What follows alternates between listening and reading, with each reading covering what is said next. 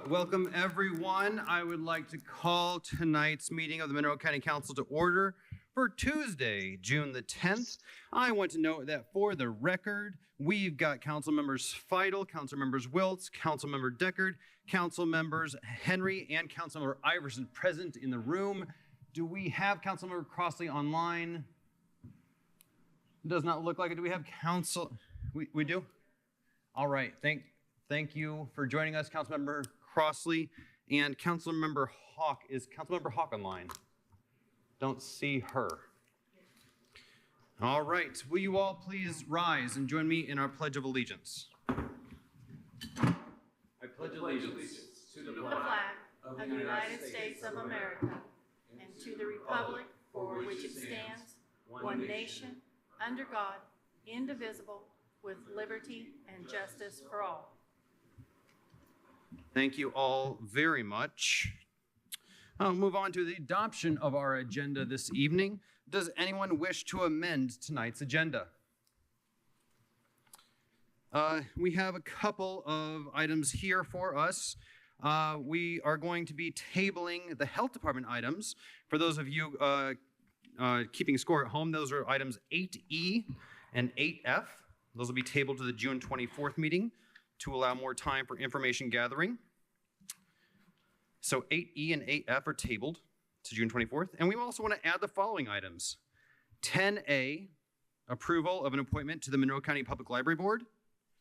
And 10B, discussion and approval of Resolution 2025-27, approving 2026 target fund balances. And Council, I think you do have a copy of that resolution on the desk here.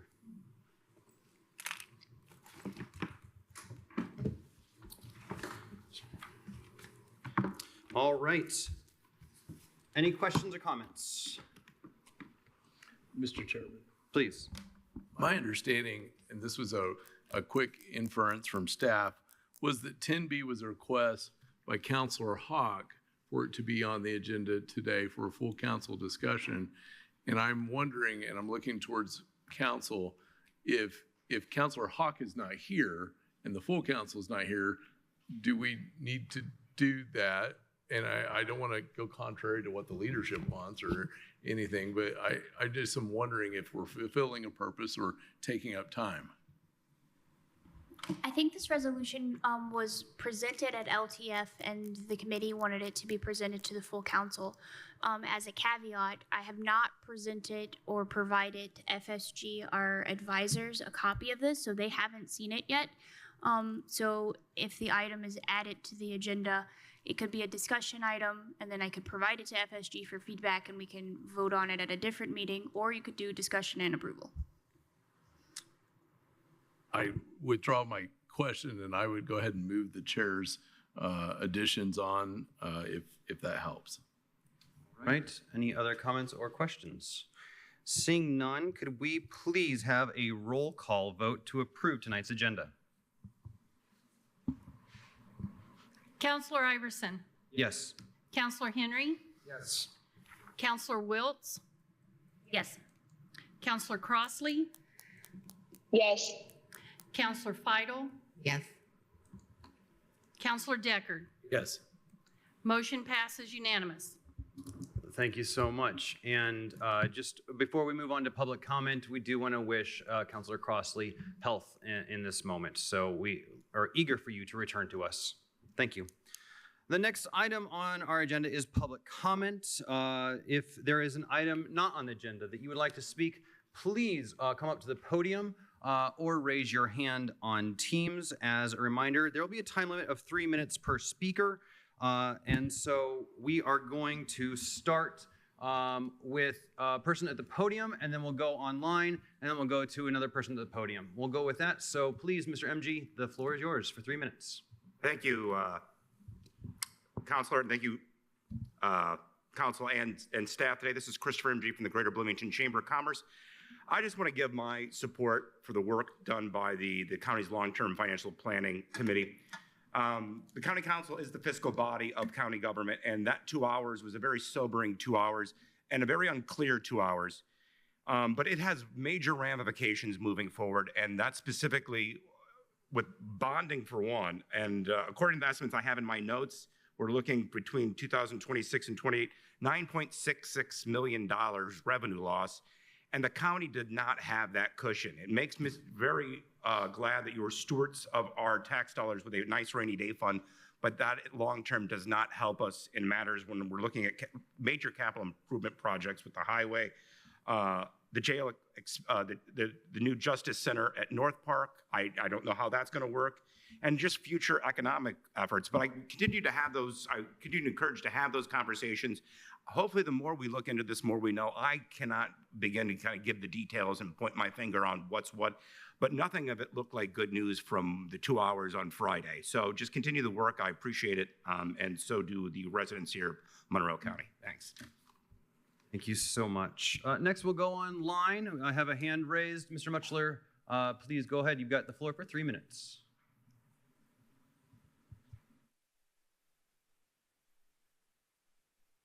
Good evening, Council. Seth Mutchler here, resident of Monroe County. I wanted to speak today also in response to the news from Friday's Long-Term Finance Planning Committee meeting, specifically the cap on debt allowance for local income tax revenue. I want to first acknowledge that SB1 has had an impact on, of course, all county residents, but it's also impacted your work and made your jobs as those responsible for fiscal management significantly harder. So I sympathize with you as you navigate these unexpected challenges. I do think, however, this specific component of SB1 has given us an opportunity to reconsider our county's approach to incarceration, criminal legal system, and the jail. As we are unable to finance the proposed new jail, I hope that you will reconsider renovation of the existing facility as a legitimate option that satisfies both the need for humane conditions in our jail and the need for a solution that fits within our new changing and rapidly changing fiscal needs. Now, I know that we've heard time and time again the current jail is beyond repair, and I understand that's been said, but the facts and figures say otherwise. The 2020 Criminal Justice and Incarceration Study, which colloquially is referred to as the Kin-Ray Study, which the county commissioned, estimated repair between $22 and $56 million. Now, admittedly, those are 2021 dollars, and Dr. Ray is not an architect. But in 2024, the county once again commissioned a study, this time by RQAW, a professional firm, and the cost of renovation was given as $58 to $67 million. They even provided an estimate of the cost of moving inmates during renovation, which adds $16 million to that cost. Note that the bulk of these costs are for out-of-county housing at 258 inmates. If we reduced our jail population, that cost would go down. Now, I know we don't want to just do something because only it's the fiscally prudent move. We also need to make sure it's the right move, but I believe that it is. If we renovate the jail and spend the remainder of the lit funds, which we would not need to take debt on and could disperse on an annual basis, I think it's the right move. Looking back to that Kin-Ray study, the source for much of the belief that we need a newer and bigger jail, in that report, they estimated that in 2025, we would need a jail with 370 beds. Well, according to the jail's 2024 annual report, we only averaged 227 daily inmates last year. So this demonstrates that we are not beholden to this idea of linear growth in our jail population. We don't have to build just a bigger jail. We can reduce our jail population and reduce our reliance on the facility. I know that for social service organizations, those who have recidivism half of the state average, funding is often the bottleneck for service expansion. So I hope that you will take all of this into consideration as you navigate both serving the community and then also serving these unique fiscal needs that the state has handed to you. Thank you for your time and for your service. Thank you, Mr. Mutchler. You timed that perfectly. All right. Who would like to come up to the podium next? You're welcome, and the next 3 minutes are all yours. Yes, thank you very much. My name is Stephen Clark. I work for the U.S. Small Business Administration Office of Disaster Recovery and Resilience. And I will begin by saying that 2 years ago, I was in Bloomington working on a tornado outbreak, and now 2 years later, I am back in Bloomington because of the May 16th tornado outbreak, and wanted to specifically address the availability of SBA disaster loans for homeowners, renters, private nonprofits, and small businesses in Monroe County. We have physical damage disaster loans for all 4 of those categories, which are available to make repairs, rebuild, or to be used to relocate. In addition to our physical damage loan program, we have an economic injury disaster loan program available for private nonprofits and small businesses to be a working capital loan to make up for lost revenue due to disruptions which may have occurred due to the storms. Those are our basic programs. A couple of items I would like to highlight. We have what we call a Disaster Loan Outreach Center currently at Ivy Tech, 200 Daniels Way. It is open Monday through Friday from 8 a.m. until 5 p.m., Saturday 10 to 2. And there you can get assistance applying for in-person for these disaster loans. There's also a representative of the Indiana Department of Homeland Security, and they have grant funds available for disaster survivors as well. So both of those things would be available. I will add that this center is scheduled to close on Wednesday, June 18th at 3 p.m. permanently. So it is a resource which is available for in-person assistance for a period of time, but not forever. Beyond that, the other really important deadline I would like to highlight is that the physical damage disaster loan application deadline is July 29th. And I've sent all this information by email, and feel free to share that information. If you do run into anyone who is in need of assistance, please have them give me a call on my cell phone or send me an email so I can try to point them in the right direction, whether it's answering questions myself or sending them to the Disaster Loan Outreach Center to get some in-person assistance. We encourage people do not wait to receive an insurance settlement before applying for an SBA loan. We can fund you up to the extent of your uncompensated losses up to our loan limits, which for homeowners are $500,000 for real estate, and for homeowners and renters that'd be an additional $100,000 for personal property. The business loan limits are generally $2 million. So the funds are available to get the SBA disaster loan before receiving an insurance settlement, and then be able to begin and make repairs or the rebuilding or even relocation before you're able to, or before you have to get that. So that may open up a lot of possibilities for people to get things done more quickly than under their insurance. And I thank you very much for your time this evening. Well, thank you, Mr. Clark. And if you would stay at the podium for just 1 second, I think because of the severity of the storm and the impact on our community, I'm going to give a minute to my colleagues here to ask questions, if you're okay with that. I'll answer questions all night long. All right. Who's our first taker here? Ms. Vital. I wanted some idea of how many you might have served already and what types of service you might have been providing already. Based on the data we had today, we've had, I believe, 1 business application and 14 homeowner or renter, the home loan applications. But we're only about a week into this. This was only declared, I believe, on May 30th. So people have not had a lot of time, really starting just last week, that they were aware of it to make the applications. Thank you. All right.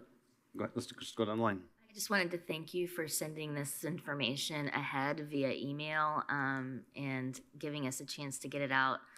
2 weeks ago at our last meeting, we had members of our community come and speak to us about the damage to their property and their lives and their livelihoods, and asking what could we do.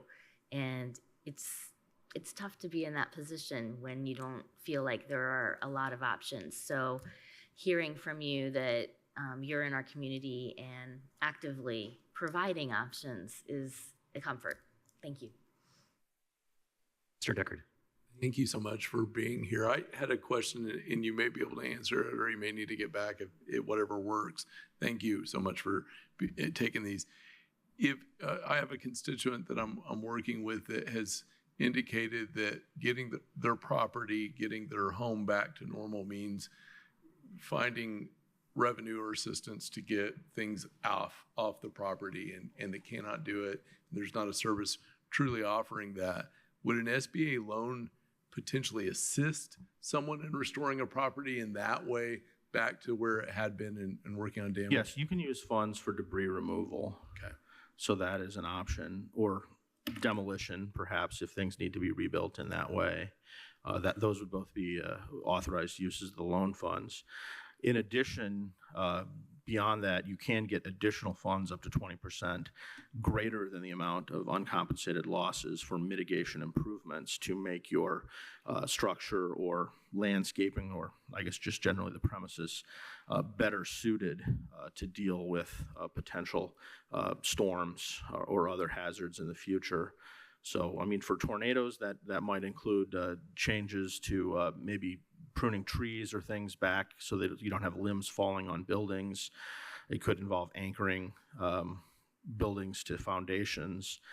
But there also could be things just like changes to drainage if flooding was a concern. That comes up a lot in places that I've been. But we have an entire mitigation guide, and has a lot of information, and you feel free to share that, and also feel free to direct anyone to me if they have additional questions, because we want to get them pointed in the right direction and get their applications in. I guess I should add, our loans, there's no application fee and there's no obligation to take a loan when you apply. So, I mean, the downsides are it will take a bit of time to get the information together. So that may be a few hours, and we will run a hard credit check, but those are really the only downsides. So otherwise, we'd encourage anyone who thinks they might need this, please, put in your application. Then you can find out what you're eligible to get from the SBA, and then you can decide if you want to take it or not. And like I said, it's no obligation. So, if you decide for whatever reason it's not for you, you don't want to take on the debt, you get the insurance money to take care of it, you decide you want to go some other direction, those are all perfectly good. And then at least you will not be missing out by waiting too long past application deadlines or things like that. Thank you, Mr. President, and thank you for being here again. I know your trips to Bloomington are always under these circumstances. Hopefully you can visit us under different conditions. I do appreciate SBA for being here. Given that we do know there's already some challenges with the state disaster relief fund and getting folks the resources they need here, and as well as we did not meet the federal threshold for FEMA. This is really the next stop, and I'm glad the resource is here, and hopefully folks are hearing you tonight and continue to use the resource. I know there's quite a few more parcels out there, homes out there that were damaged that need to find their way to Ivy Tech. So happy to share the information wherever we can. Thank you. And I know that the County Emergency Management Agency has already shared our information on the county website and on their Facebook page. And I think that's already received some good views and helped to get some people the information they need. So thank you very much for helping us share our information, with your friends and neighbors. I don't have a question, but I was just going to point that out, that if you go to co.monroe.in.us or Google Monroe County, Indiana, an overview of the U.S. Small Business Administration Disaster Assistance sheet that you just talked about is right there. So, head over there. There's also other disaster resources available at that website. So thank you for being here, and thank you for answering questions that we had. Yes, thank you very much. All right. Do we have any more public comment? I'm looking online and in the Nat U Hill room. Seeing none, we're going to move on to department updates. And tonight we're going to begin with the Youth Services Bureau. First, we have Vicki Thievenow for a department update. You've got 10 minutes, should you need it. I don't. I'm actually, good afternoon, Vicki Thievenow, Youth Services Bureau. I'm here because Michelle instructed me that our new protocol is to come to you in a department update for this particular issue. I have a counselor who's leaving and is full-time. They're moving to Chicago. We wish them good luck, but we'll miss them. We have hired their replacement, and we'd like a 2-week overlap for training. These counselors work with families and youth, and it's really abrupt for someone to leave and not have an opportunity to introduce the person that's replacing them in that kind of intimate setting and with our programs. So we already have in our budget a transitional temporary training position account line, so that's already established. I have the money to cover this already in my budget. I'm not asking for money. It's $2,888.60 for that 2-week overlap. And I think I am here just to ask for your blessing to move forward. Is that correct? That is correct. Well, thank you for that. Do we need a motion for a blessing? How does that work? I don't know. No, like I explained to Ms. Thevenot, the line is already in the budget. She is going to do an in-house transfer. I said it would be a good idea to just give you a heads up on what is going to be happening and why that account line is being used again. Right. Council, do you have any questions or comments on this item? I think you have your blessing. Thank you very much. Have a good evening. Thank you. Next, we have Jen Pearl with the Bloomington Economic Development Corporation and guest. So welcome to the podium. The next 10 minutes is yours. All right. Good evening. My name is Jen Pearl, and I'm president of the Bloomington Economic Development Corporation. We're a nonprofit that serves all of Monroe County in helping to attract and grow quality jobs for the community.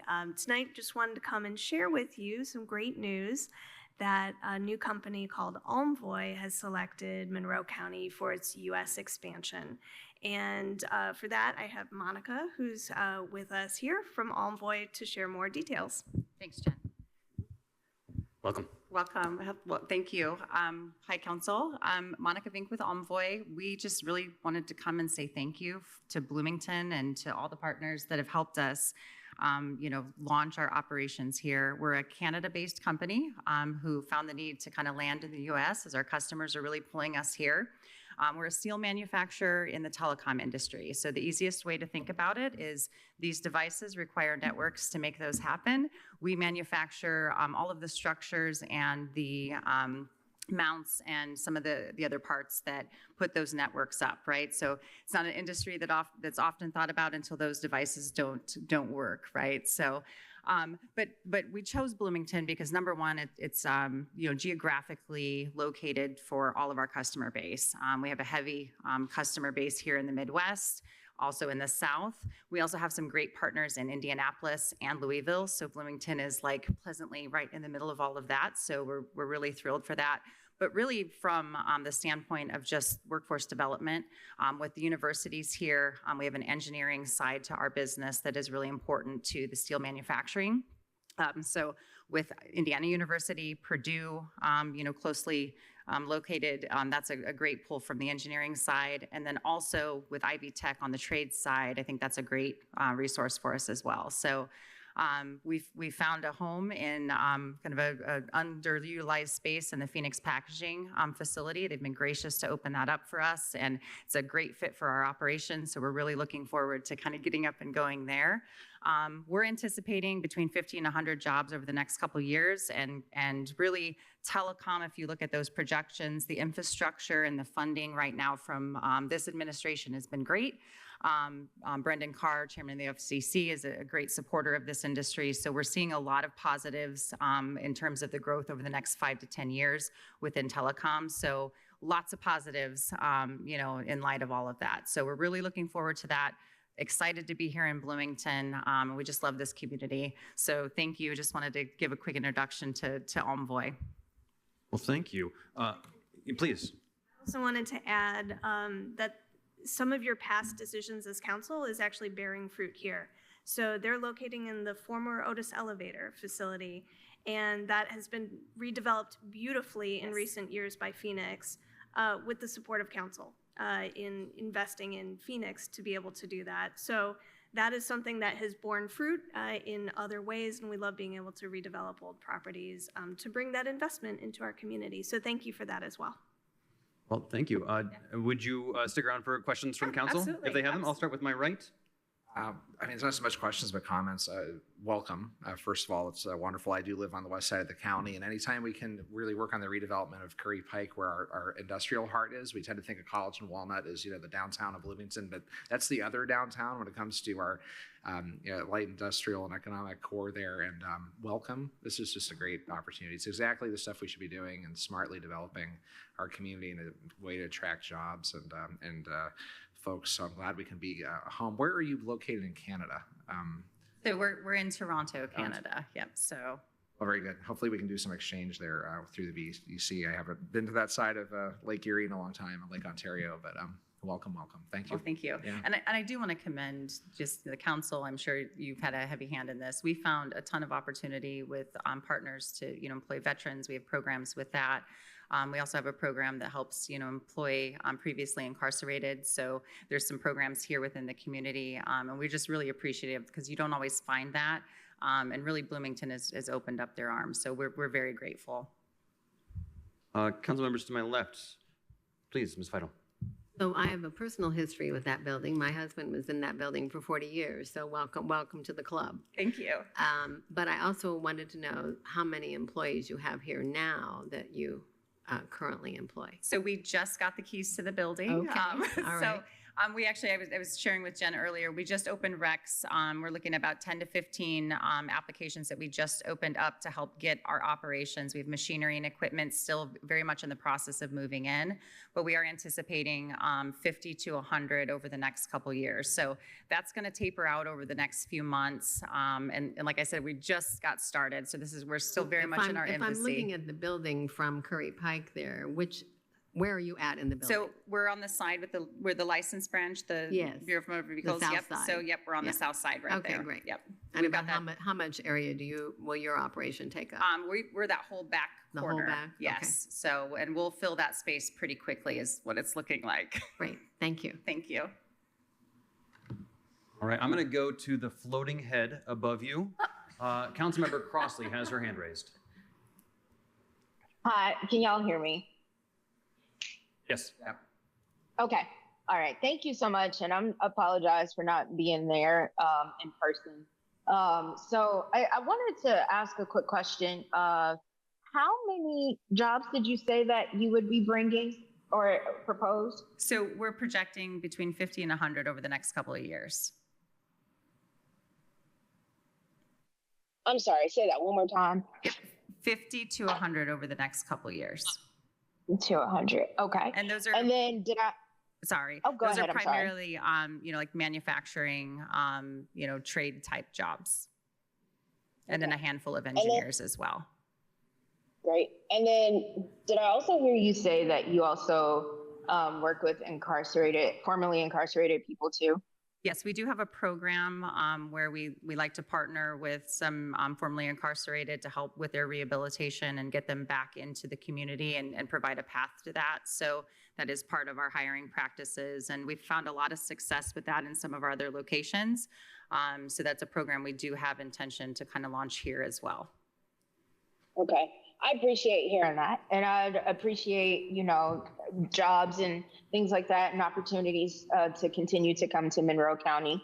I also would be remiss if I didn't say I wish we could, the jobs and opportunities that we can bring, we can attain those by the housing that we would be able to have here in Monroe County as well. So I appreciate, you all coming here and starting here and fresh. But we definitely want to make sure that as we are getting the jobs, it's vital and important due to a lot of the restraints that SB1 will put on us, that we continue to have our dollars here too. So if there's a way that we could all work together to make that work, I know that's a wish and a prayer right now, that's something else. But I just wanted to take the time to say thank you. So I appreciate that. Thank you so much. Mr. Deckard. Thank you so much for being here, and thank you. This is great news that really sings our love language here in this county. Anytime I hear about reuse of a facility that was a lost facility turning into something that is putting people back to work, veterans, recently incarcerated, these are our values. And I'll say, as the child of a person that lost their job when some of those industries left this community in the 90s, I am always apprehensively thinking about who do we need to bring in and get in the conversation. And so this is making my heart swell. I also want to say thank you to the BEDC for beating this drum. Thank you also to the chamber for also beating these drums on other issues. And these are important conversations that we need to have. My encouragement to you as you work in this community, as you see things that we need to be doing on our end to keep you and to get more like you, or to think through those things and some of these issues that Councilor Crossley's talking about around housing and what things look like, do not be afraid to tell us. because that is the only way our jobs truly work. And while we try to get as many places as we can, sometimes it's those candid conversations like Ms. Pearl has, and sometimes she hears me kind of go off a little bit like, oh, we can't fix all these things, but we've got to be hearing those things. So please bring those to us, keep bringing those to us, and we appreciate our partners very much. It's good to hear this. Thank you. We appreciate it, and I do have to commend the BDC. They've been fantastic to help us through this whole process, and really we're kind of one of the last check marks of why we choose Bloomington is just having partners available to us like that. So we absolutely appreciate it, and part of our philosophy and our culture is to be good stewards and partners in our community. So we do intend to have these types of interactions and engagements, and we'll provide that feedback. So thank you for that. I appreciate it. Let me conclude by not repeating anything my esteemed colleagues have said, other than to say, when you finally get set up and you got everything exactly where you need it and you've got everything humming around, let us know. We'd love to come and tour and like see how things are going, particularly as you're coming to us in this introductory stage. We like to do that follow-up, so we'd appreciate that invitation if you would. Absolutely. Wonderful. Great. Will you actually be making things there? We will, yes. Oh, cool. It is a production facility, so we will be welding steel and doing all kinds of really cool things. Very nice. Monica, thank you so much for Thank being you here. all. Thank you, Jen. All right, before we move on to item number 6 on our agenda, do we have any other departments with an update? Looking on Teams and in the Nat U Hill, I don't see any. We'll move on to item number 6 on our consent agenda items. We don't have any, which means that we'll move on to item number 7, ongoing business. We don't have any there. So that means that we'll go on to new business, and it looks like we have something from Parks and Rec. Council, I move to approve the Parks request in Fund 1178-0000 Parks non-reverting capital for an additional appropriation of $80,000 in the services category. Second. All right, this seems like a very interesting item as Kelly Whitmer comes to the podium. Would you mind telling us a little bit about what's happening here in your non-reverting capital fund? Well, excellent, thank you. We have a big project at Cars Farm Park. You probably know about it. We're putting in synthetic fields and improving drainage and irrigation and athletic lights. Well, during this time, I don't know, a few months back, we had a few big storms. And we actually have a railroad track right next to these fields. And on the other side of the railroad tracks is a farm field owned by the Monroe County Airport. And they were in the middle of doing an erosion control project, but it was not completed or hardly started. And all the water came under the culverts, under the railroad, and hit our project. Unfortunately, but fortunately, all the engineers decided that we needed to upgrade how we move water, how we move sediment, and putting in a sediment basin pond. I won't say pond, it's a little thing of mud. But I've talked to the airport, and we've also talked to Monroe County Stormwater, and they're involved in the project too. So the airport is doing what Stormwater wants. We are doing what Stormwater wants, but it costs money to do both sides, and I believe the fairest thing is that we'll take care of everything on our side of the tracks, and they will take care of everything on their side of the tracks, and it will prevent water and mud coming onto the brand new turf fields. So fast forward, the park board, they did approve, they want to spend our money out of non-reverting, so I'm asking for additional $80,000 to spend out of our non-reverting accounts. I'm not asking you for a penny, just permission to spend the money that we already have. We have $20,000 appropriated right now in contractual, plus 80 equals $100,000. This project's actually going to be $114,000, but we'll find it from other means to pay for it.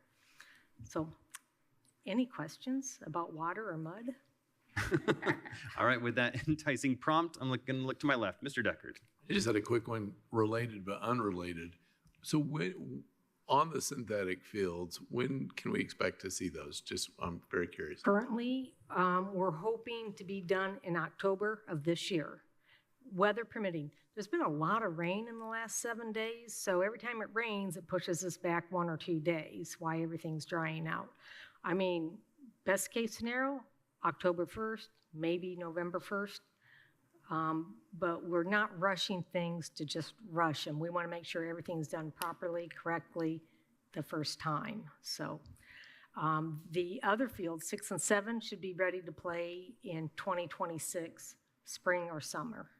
And we use largely ARPA dollars to do those. Am I right on that? Correct. Most of the money is ARPA, some bond, and the park board is chucked in almost $500,000, give or take. Thank you, Mr. Deckard. Further questions? Yes. So you answered the only question I was going to have, which is, have you been working with stormwater? And I knew you were, but it's just really it's gratifying to hear something I think presented as, wow, we had this big problem happen, but hang tight, we've got a solution and we're figuring it out. And so I really appreciate that, especially cooperating with the other departments and having them involved. So I think this is a no-brainer. All right. Mr. Henry? All right. Ms. Crossley, do you have any comments or questions? All right. I don't either. I agree this is a no-brainer. So let's have any public comments on this mud and water agenda item. Seeing none, may we please have a roll call vote? Counselor Deckard? Yes. Counselor Iverson? Yes. Counselor Henry? Yes. Counselor Feidel? Yes. Counselor Crossley?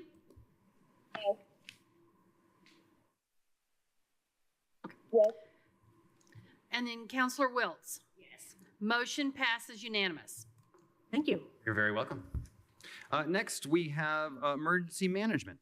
Council, I move to approve the emergency management's request in Fund 49389625 Emergency Management Duke Grant for the creation of a new account line 44220 Emergency Response Equipment and simultaneously approve an additional appropriation of $5,500 in the capital category. Second. All right, we have Mr. Justin Baker from Emergency Management joining us online.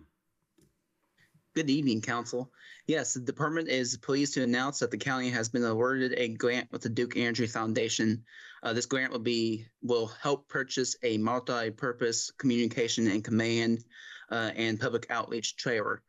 That will be used to enhance the department's ability to coordinate incidents throughout the county, as well as provide effective education and outreach to the community. This trailer will be used through a partnership with the Indiana University Emergency Management Team, and we have a MOU with the IU drafted, and it was sent to the legal department. All right, thank you so much for that explanation. I'll look to my right and online. Any comments or questions? All right, look to my left. Any comments or questions? Seeing none, I don't have any either. Let's go to the public to see if they have any comments and or questions.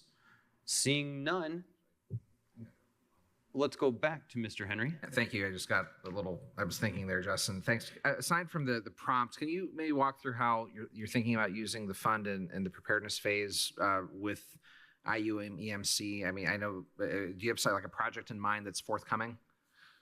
So it'll be for public outreach, like going to like some of the festivals and stuff in the area, in the county, and help coordinate events and disasters. Okay. So and when you say go to events, you mean like help plan around the safety around those public events in the county? Yes, okay. like any kind of preparedness events, yes. Very good, thank you. All right, I just want to make sure that I didn't jog any additional questions, my colleagues here. Did it jog additional questions for those in the public? All right, seeing none, may we please have a roll call vote? Counselor Iverson? Yes. Counselor Henry? Yes. Counselor Feidel? Yes. Counselor Wiltz? Yes. Counselor Crossley?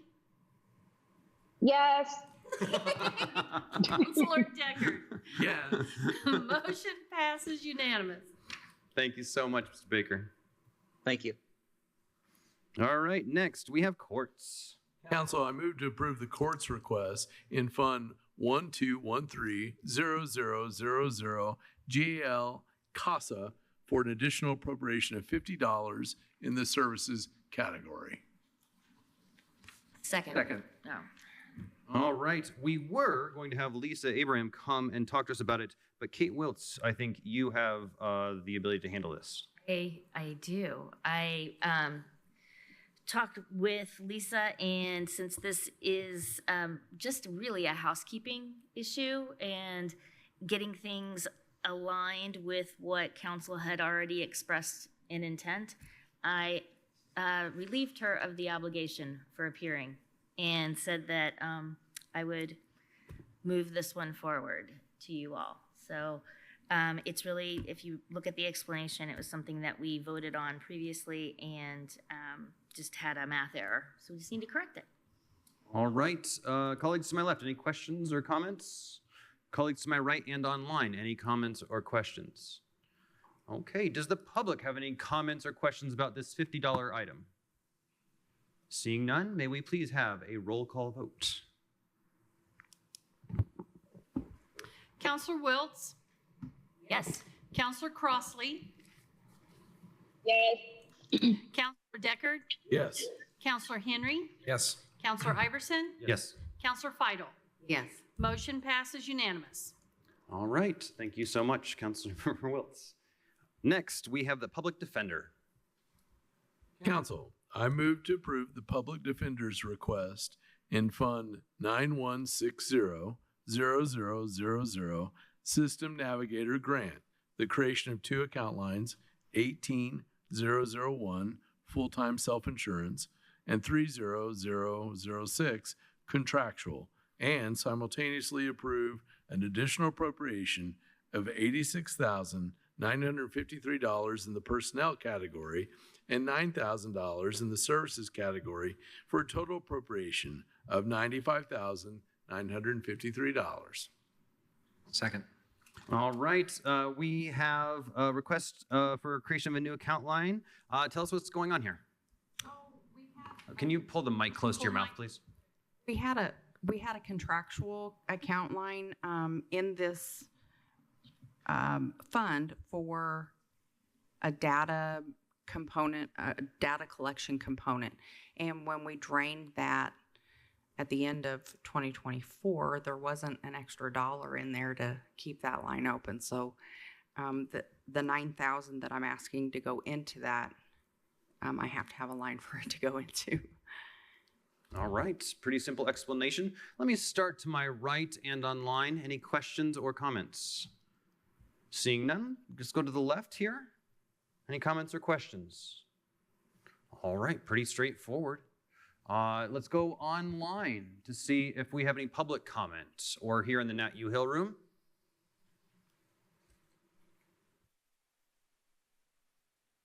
Seeing none, may we please have a roll call vote?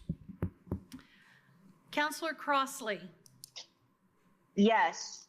Counselor Henry? Yes. Counselor Feidel? Yes. Counselor Wiltz? Yes. Counselor Iverson? Yes. Counselor Deckard? Yes. Motion passes unanimous. All right. Thank you so much. I have. Oh, and we need to move to the next. Yes, please. I think the motion read was to be the creation of new account lines and for the appropriation. I did a big motion. I thought I got it all. Yes. Okay, I think we're good. Yep, you're good. Perfect. How's that for efficiency? One-stop shop. Good. Thank you very much. All right. Thank you. Enjoy your evening. You too. All right. Items E and F were tabled. Next, we'll move on to presentations and discussions. Seeing none, let's move on to item number A, boards and commission appointment.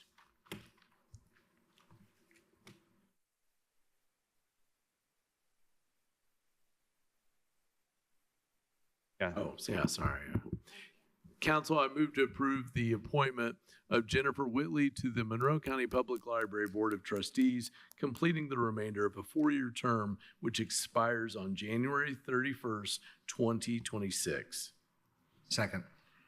All right, I'm going to present this item. The Monroe County Public Library had an opening on their board, and they asked us for assistance in making a recommendation to fill that board. I had the honor and privilege of talking to all 3 candidates, and in consultation with folks over there at the public library, I feel very confidently in moving forward with Jennifer Whitley for completion of the remainder of a 4-year term. That term would expire on January 31st, 2026 on that county public library board.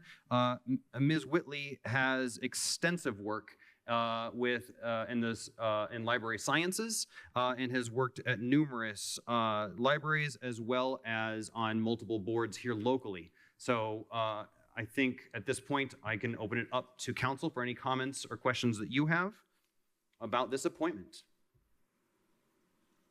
And I believe the resume was sent virtually, and it looks like one's being passed around as well. Yes, Mr. Deckard. I appreciate anyone that is stepping forward for any board and commission, particularly this one. One of the reasons I say that is our library is such a strong resource in all of its branches.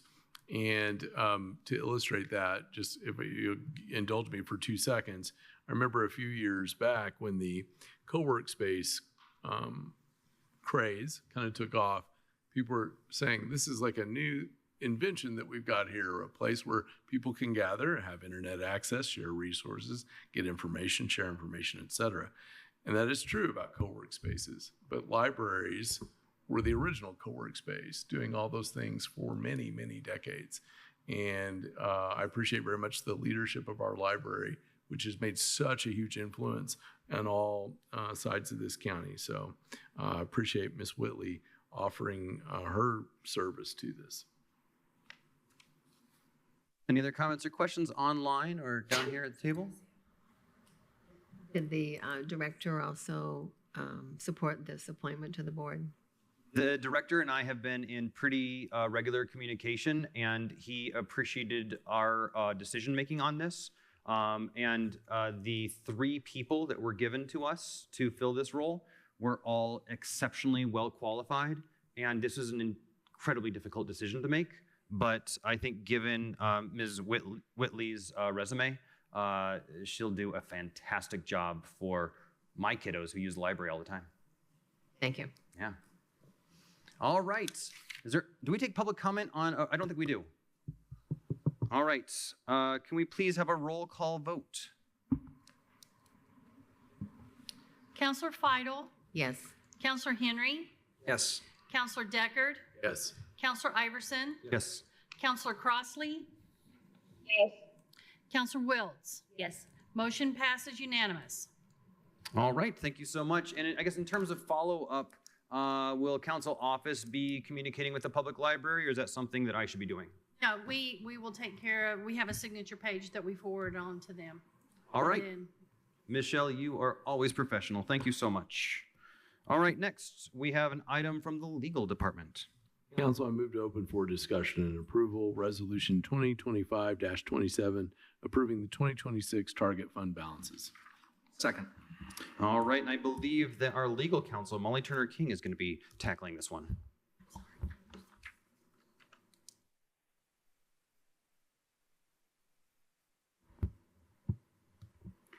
So this resolution is similar to the one that was passed last year at the direction and advice of Financial Solutions Group, our advisors. The text of the resolution, and I'm trying to display it, changed slightly because last year we had a minimum cash balance column and a target fund balance column. This resolution now only has a minimum balance column. And so, like I said, oh, that's super tiny now that I look at it on the screen. The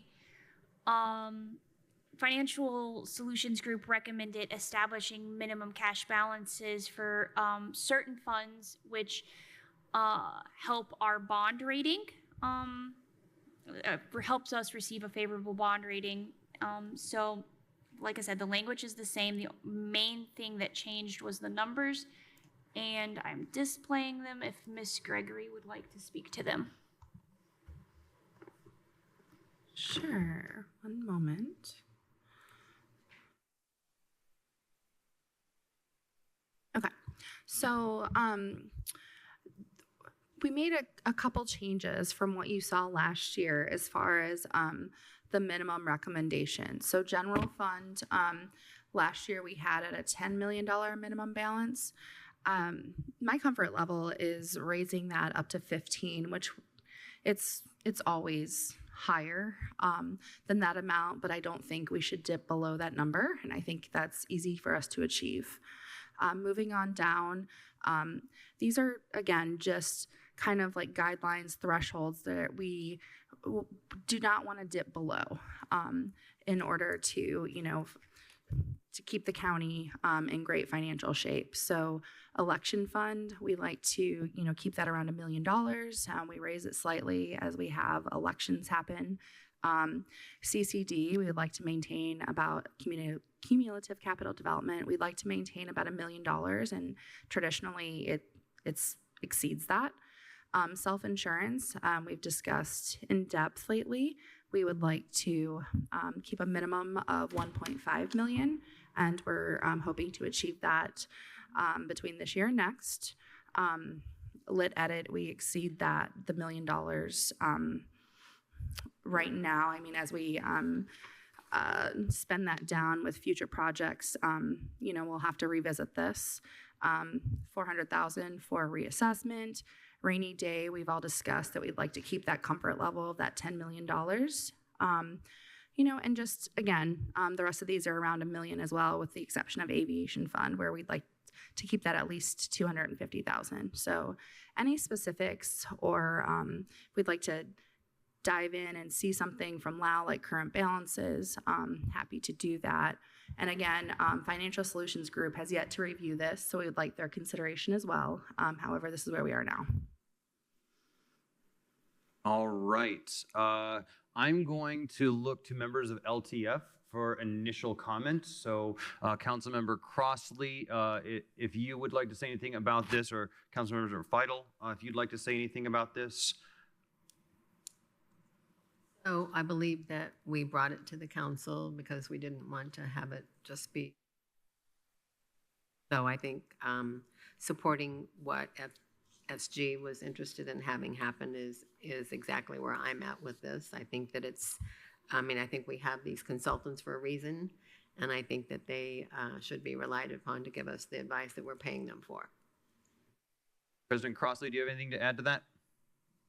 Councilor Friedel said it all, so I appreciate, first of all, her helping out on Friday and assisting in my absence, and Councilmember Henry as well for the time that they were there. But no, she basically said everything that I couldn't say more, and that's, again, why we are bringing this to the full council, so that we can make sure that we are on target with what we have. Thank you, Madam President. Mr. Deckard, I saw your hand first. Yeah, so help me out with just the process for just a second, and I'll go to the auditor for this. So we see these recommended amounts on these cash balances. Is that FSG's recommended balances, or kind of a mix of FSG and your recommended balances? And then we will get comments from FSG on those amounts. Am I saying this right? Sure. So yes, these numbers didn't fluctuate much, with the exception of we added cumulative capital development. I don't think we had that one last year, just because there are salaries in that fund. We think that it's appropriate to maintain a minimum. And then general fund, I increased from the minimum last year. However, we do want FSG's review and recommendation, but yes, we have collaborated on these numbers. I guess my follow-up question is, FSG is helping us to understand what will help with bonding. Is the recommendation also helping us to understand what will help with the state? And here's what I mean by that. We hear two narratives out there, right? And I'm not trying to be argumentative, but I am, as an elected official with this community's job given to me. I'm trying to figure out what I'm supposed to do, because I hear two different things. Number one, I hear a narrative: counties, you have too much money coming in from taxpayers and we need you to stop doing that. And then I hear a second narrative: counties, you need to have a lot of reserves. And when you think you have a lot of reserves that far outpace what a human walking around this community has for their personal reserves, and I say this as a person that just recently looked at a medical bill that came in the mailbox and thought, well, there goes the reserves. I suggest you got to have the reserves, but you're taking in too much. You got to have the reserves. I'm just looking somewhere in this, and maybe it's FSG, maybe it's at one of our conferences, maybe it's somewhere. I'd like to hear a consistent narrative on some of this, because we clearly, with the fact that we have a balance, not every county, I think, can speak to that or sing to that, but the fact that we have a balance tells a story about the county and how we got through the pandemic and how we'll figure out the next big headaches that are all emerging, Mr. Emge's comments tonight, and then some, and then balance this and all that. I'm trying to figure out as a local official, and I don't expect you to have those answers, but I would like someone out there that listens to these meetings to try to figure out what that narrative is, because we don't have the dollars to afford the bureaucratic state of what they have. They've got 45 people looking in on us. We have our own auditor, right? And yet we also get the narrative, well, you got to push all this and hold all this and do this. And if you don't do it by the third day and ringing of the sheaves and all that jazz, you'll be in trouble. I'm passing that message in joining you with a bit of frustration and trying to figure it out too. So thank you. Thank you. With regard to this, I just do want to remind you that these are the minimums. So these aren't target balances. I mean, obviously, we would like these balances to be much higher, and typically they are. This is just a guideline that we will not fall below. So with regard to SB1, it's not fun. And we have to work together, and we're still waiting on information from the state, and we're all very frustrated with that. But the transition from, tax revenue and putting that into lit, it's going to be difficult. It's definitely a big transition, and there's so many unknowns still. So I'm with you. Well, I appreciate that very much. I just see it's a continuing moving target. It's you've got enough now. Well, actually, you don't have enough now because we found this definition by Price Waterhouse Cooper, blah blah blah, and it just keeps changing. So anyway, I'll leave it alone. Thank you. All right, Mr. Henry.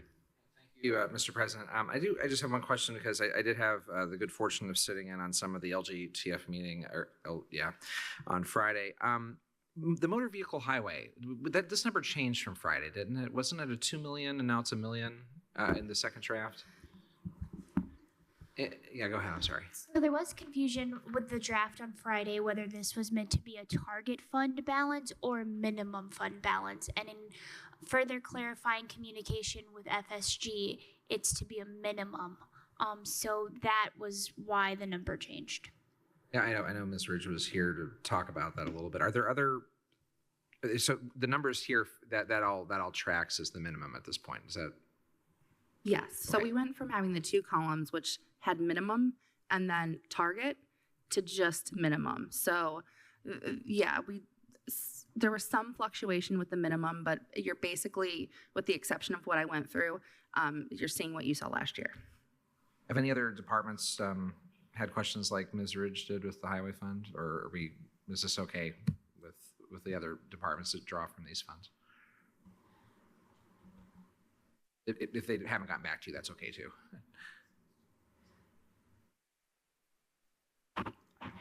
I don't think other departments have seen this. In all honesty, this is a draft that got finished today, and so FSG or no one else is seeing it until now. Okay, thank you. Yeah. I think the bond rating was the clincher for me. If it's going to affect our bond rating, I think that's important to consider having this established. Yeah. Could you, either Counselor Henry or the folks over there, tell me what the concern, or maybe it was just a question from Highway was? Sure, I think I can speak to that. I think there was concern about being able to achieve a $2 million, I think it was, we had it at $2 or $2.5 million target balance. That fund is often fully utilized. And so I think Ms. Ridge is more comfortable with, a $1 million minimum. So, and this is new. Where it's been tweaked for 2026.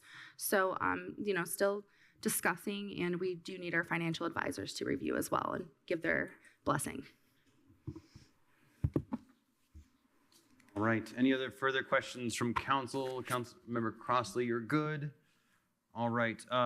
The only thing I want to add is there's just a lot of uncertainty. If you watch the 2-hour and 11-minute video from Friday, that's kind of the underlying thing. I will point out to the public and to our departments that have not yet watched that, that is available now on catstv.net as well as YouTube. So you can catch that meeting and all of the conversation that underlines this item on those platforms, which I think is really helpful. It's good to have transparency around this, and I think it's really vital that we're having these conversations in the public.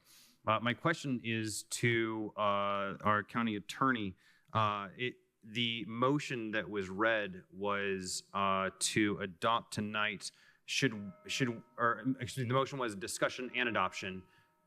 So should the motion be conditional upon Mr.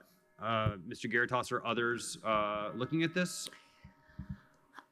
I think you could do it that way. My preference and suggestion would be that we send it to Mr. Garitas before you vote on it, and then I would bring it back to the 24th meeting. Excellent. I would also give departments time to think about it.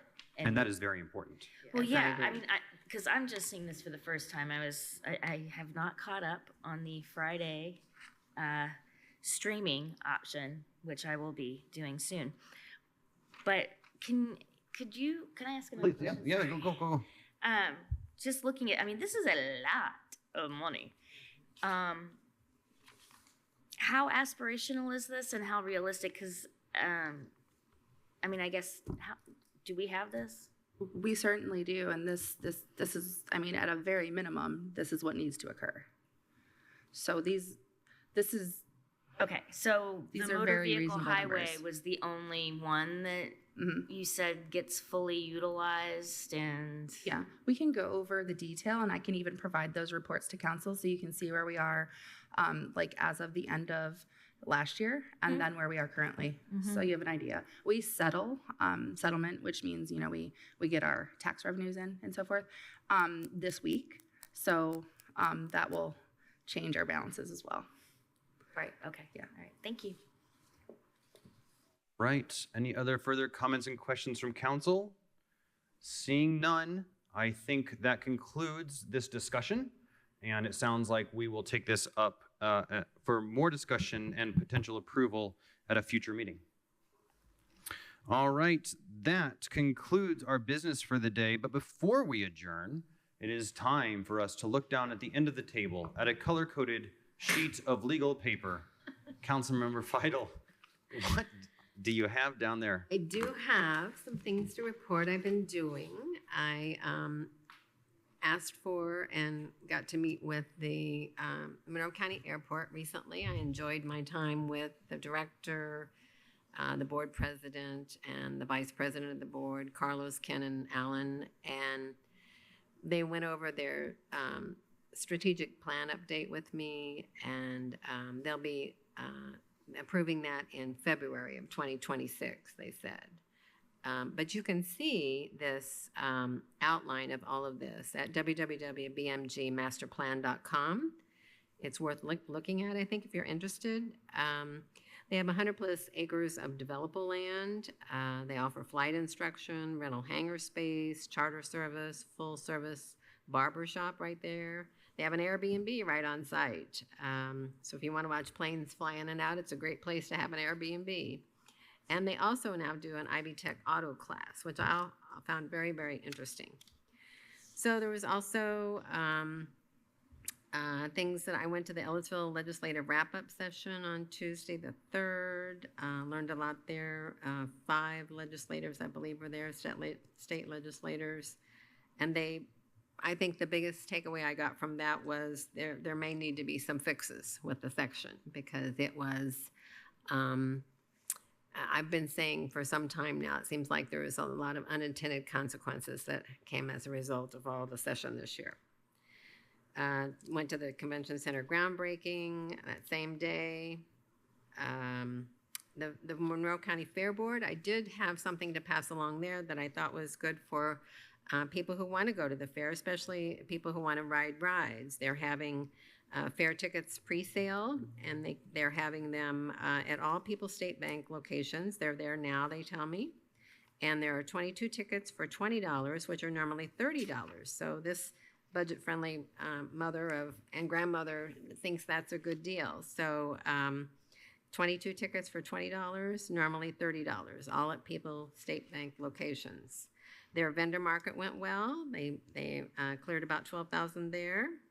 The roof on the community building, I think I reported earlier that it was going to be repaired. Well, once they got up there, they realized that it was going to be not just repair, but needed replacement because there were major water issues with water standing between the roof and the next layer down. So that'll be a $73,000 and change that'll come with a 20-year warranty.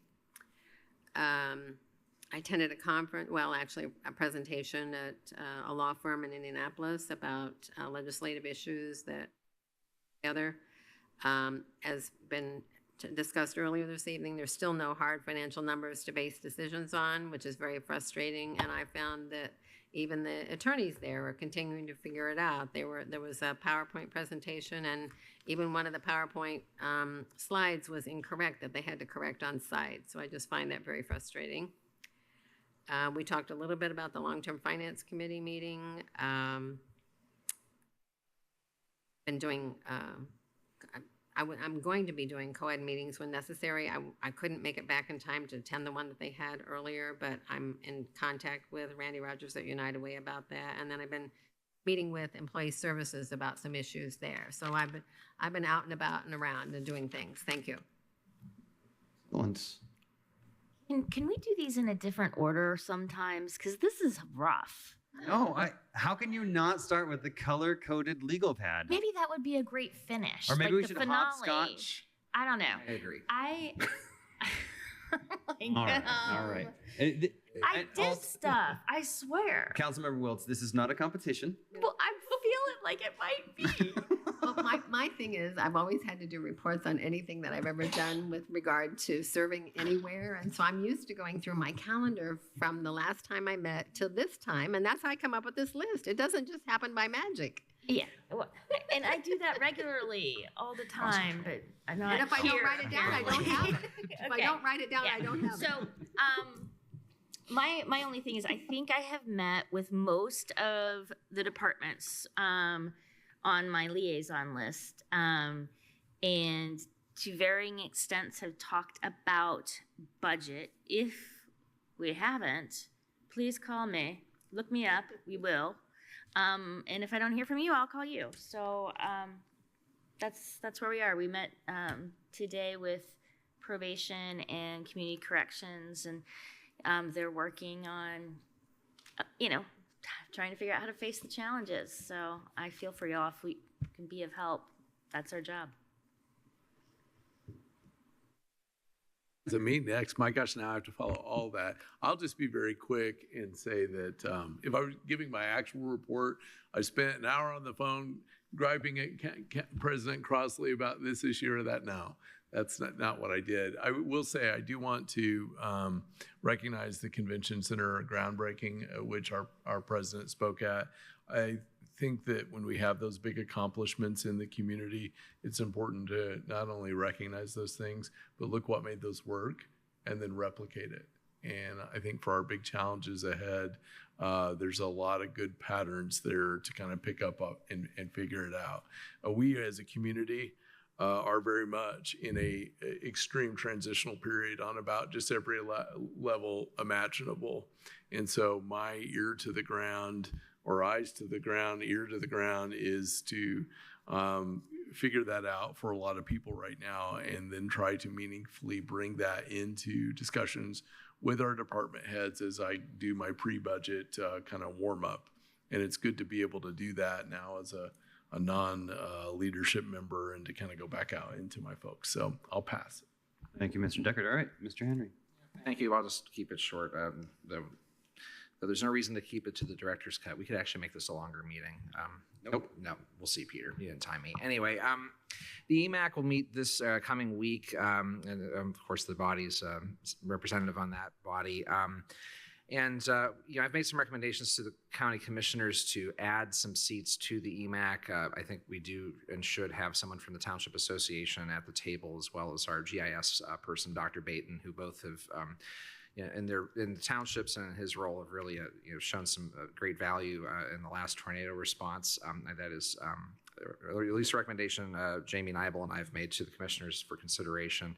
I've also had a chance to start attending the COAD meetings when they meet regarding the response we heard from SBA tonight, which is really great. But I think one thing to keep in mind is that, again, the tornado exposed just how few single room occupancy spaces are available in our community for both times of crisis as well as when townships are placing people in assistance. I know the city is looking at their UDO to add an SRO as a housing choice within the city limits of Bloomington. Losing the Economy Inn, which was a provider of that, has just exposed a huge gap in our housing choices. So I think, again, as I continue to beat the drum on the recovery from that event, even though many have moved on, there's still many that have not been able to really get back on their feet on that. Secondly, I did join Councilor Feidel and Councilor Hawk at the Ellisville Chambers legislative wrap-up.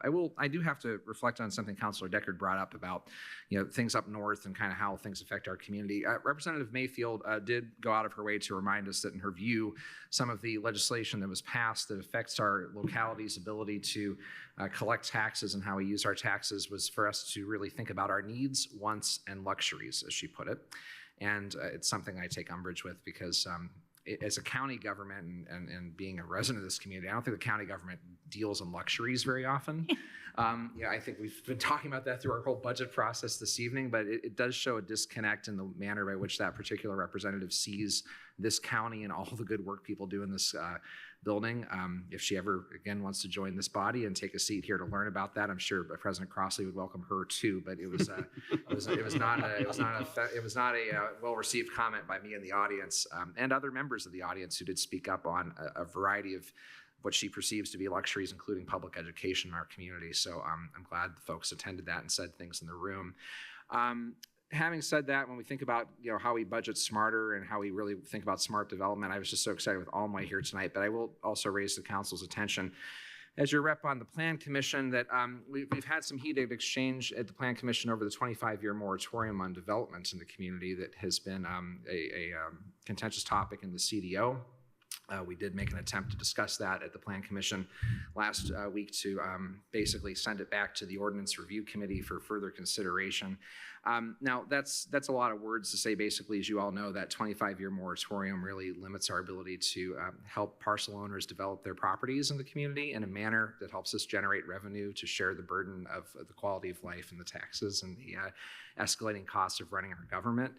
I am wide open to suggestions from my peers on how to proceed with communicating that message to those on the Plan Commission that think that the County Council would not be interested in investing in the infrastructure to help build those housing choices in the community. There seems to be some differences of philosophy there, but I'm wide open to your suggestions in that space as we continue to have that debate. Just for the historical record, the last time the Plan Commission took a vote on the 25-year moratorium in 2014 to lift it, it failed 4-4. So it's not a unanimous thought in our community about whether or not that is a useful tool to plan for smart development. Lastly, on a good note, I look forward to rooting around the Monroe County History Center sale this weekend. Hope I see you there. Also, the city's Juneteenth celebration on Friday. We still do that in Monroe County in Bloomington. I hope to see you all there as well. And I guess for the dads upstairs and here below, happy Father's Day this weekend too. That's it, Mr. President. Thank you, Mr. Henry. Councilmember Crossley, would you like to have the last word tonight? Sure. Also, I'll be brief because I'm only sitting up by just weird gravity, and I feel like I'm sitting up like I am Hannibal Lecter in Silence of the Lambs. So I'm trying to bear through and grit through everything. I just want to say really quick, maybe to Councilmember Henry's point, we should have state legislation night where we invite all the state legislators and lawmakers who think they know more than we do and have all the suggestions. Maybe they can come in instead of watching Cats, they can see a live action version of what luxury looks like versus reality. And so, yeah, that might be great. Just a couple of quick updates. Wish I had a time frame for Lieutenant Governor Beckwith to show up, but I also have repeatedly checked with his office because, as you may know, 2 weeks ago, I decided to invite him when I went to walk with us to see the disaster relief efforts and to just speak with us and community, but I still haven't heard anything. And I just want to remind folks that whatever party you decide to run on, you are the elected for all the Hoosiers in the state, not just one group or one centralized group. So I just wanted to say that. I appreciate the groundbreaking ceremony that I was able to attend and give some brief remarks on. And it got me to thinking, you know, the timeline of how everything happened with the convention center, the blood, sweat, the tears, the annoying times that everybody had to go through, all the things. And I just think about that as we proceed forward with our justice facility complex that we are imagining and try to figure out how we can do all those things here and kind of take some flavor from that as well. The other thing that I really wanted to say, in addition to this, I made public comment at our city council meeting last week, and I wanted to, because there was an interesting comment that was being said that we have some county buildings that have some affordable housing units that are going to be going away by the expansion of the convention center. And I just wanted, and you know, there's a council member that basically said, you know, it's the county's buildings, and didn't really give much oomph into what it is that we should be doing. And I actually had a constituent that reached out that wants to talk, and I promise I'll talk to that constituent once I get to feeling better here soon. But I just want to remind people that, you know, we on county council have the financial body component to this. And so I just want to reiterate to any of our city colleagues that are paying attention to really try to work with us and really let's talk to each other first before we start talking at each other and we don't know what we're talking about. So I just really want us to figure out how we can do that, because we all are passionate about affordable housing and attainable housing, but we just want to make sure that we're working together and not out of sync. So I again, just wanted to make sure I say that. And yes, Councilmember Henry said the thing that I wanted to say in terms of Juneteenth celebration. I know it's being ripped apart from all avenues, but the North always remembers. And as long as people that look like me are continuing to be here, that the Juneteenth celebration will continue. And so I'm as long as I feel better, look forward to being out in the community with that as well. And I would be remiss if I didn't have anything to say about all the uncertainty that's happening that we see around the country. And I think that we have some community members right now that are looking to other places and wondering if Indiana is next. And I just want folks to know that I just stand with our community members who are feeling some type of way, feeling so scared because we have leaders with the air quotes, that think that they are, by leading with fear, that it's okay. Nothing is ever okay when you lead with fear. And there is no illegal human, point blank, period. So that's all I have to say. Again, thanks so much for the well wishes. I hate being on teams when I'm not in the building, and this is like killing me to not be there, but hopefully I will be back in the next couple of weeks. And just a major shout out to everybody at IU Health that took care of me during my spa day overnight this past weekend. So thank you. All right. Thank you, Madam Frankenstein. All right. We are at the end of our meeting. Please remember to respect each other. Remember your breath. We are adjourned.